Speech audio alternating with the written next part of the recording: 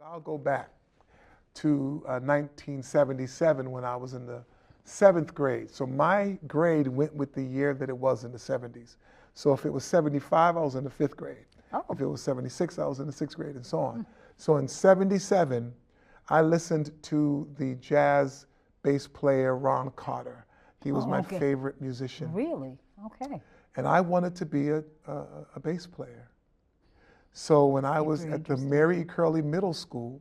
Oh, and I went to that school. Yes, there was a woman named Miss Kaufman, a Jewish woman who taught string instruments. I walked by the auditorium and I saw all these people with kids with violins and violas and cellos. And I walked in and I said, I said to her, I want the big one, the one that goes doom, doom, doom, doom, doom, doom, doom. And she said, you mean a double bass?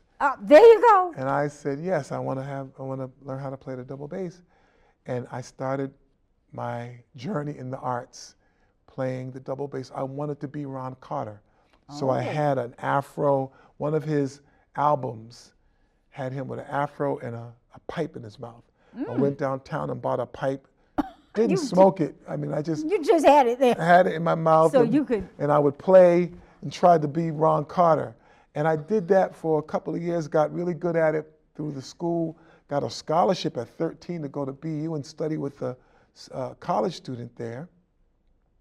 I got so good at it that I started making up my own songs.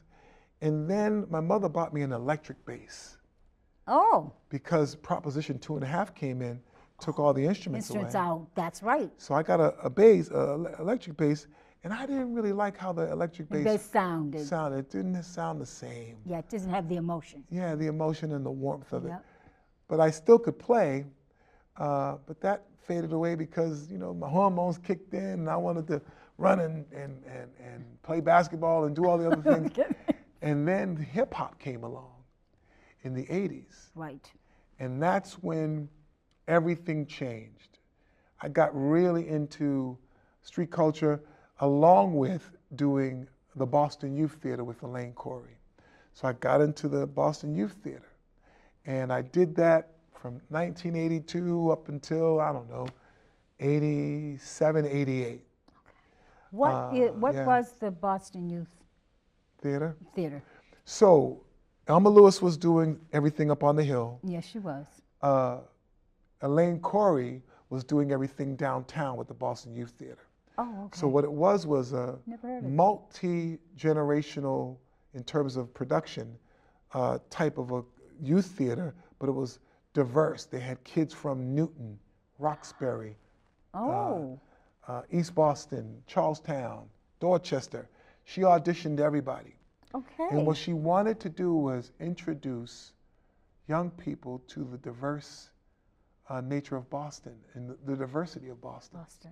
So if you can imagine WGBH, like Zoom and all those old school television shows, yes, she wanted to create like a Zoom, if you will, but for theater arts.